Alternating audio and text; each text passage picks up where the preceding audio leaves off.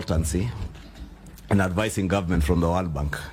Have you directly worked with the public sector or in the public sector except the 1.5 years in Tegemeo? Not Tegemeo is a policy research institute at Egerton University. And I saw many Kenyans, when you were nominated, purporting that you used to be the personal assistant to the former cabinet secretary, Mithika Linturi. Were you, or have you said you have worked with cabinet secretaries? Were you Mithika Linturi's personal assistant at any point, or have you worked with him in the ministry? 2, you have definitely heard about the fertilizer subsidy program and the scandals that came out of it. I want to hear how you intend to handle the, what are called the cartels in Kilimo House, especially around the supply of fertilizer, how you intend to deal with that. Thank you. Go ahead, Dr. Okay, thank you, Mr. Speaker, sir, and honorable member. Thank you, Majority Leader. Well, first of all, in terms of livestock development, yes, I have also some experience in livestock development. My thesis in the University of Nairobi, my MSc thesis was on cattle breeding. So that is an area. I also did a lot of work when I was in Tegemeo. Actually, I did work on reviewing the policies on dairy sector. So I'm well conversant with the livestock development. In my consultancy work, I've also worked in all the counties, especially in ourselves, evaluating programs managed by EU and other agencies in the livestock sector. In the public, you also inquired about how I've interacted with the public sector. I want to point out that I started, as I mentioned in the beginning, I started as an extension officer, so from the grassroots. I went all the way to become a planning officer, all the way to an economist in coffee research, and of late, as a member of the task force on coffee reform. So I have interacted in various ways with the public sector, and when I was in the World Bank, definitely I was interacting with the public sector, both at the higher level and the lower level in terms of operations. Being a PA, this one caught me off guard and surprisingly.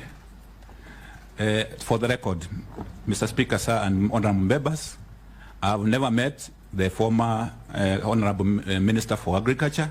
I've never been a PA.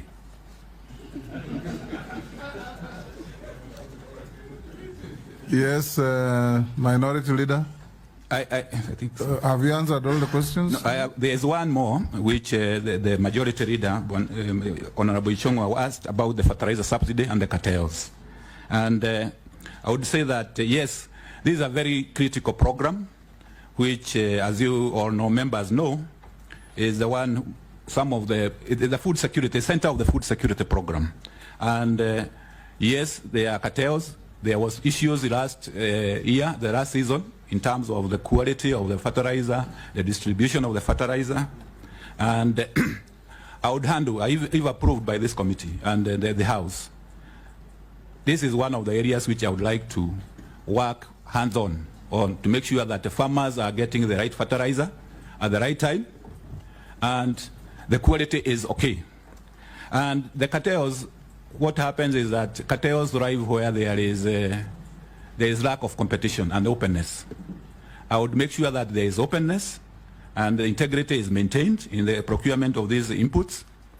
2 is the issue about making sure that I have a governance structure which you guide the way fertilizers are procured, the way they are distributed, by having a multi-agency system which can check on some of these cartels and make sure that any untold thing, especially on quality, like involving KEBS at the beginning, so that we are sure that the fertilizer we are procuring is also in good quality.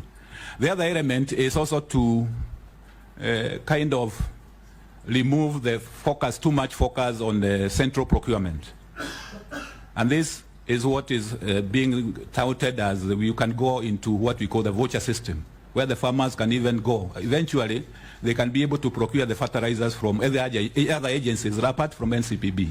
So there, the government doesn't have to procure. So you remove away the concentration too much in Kilimo House, so that farmers are able to procure from agro dealers eventually.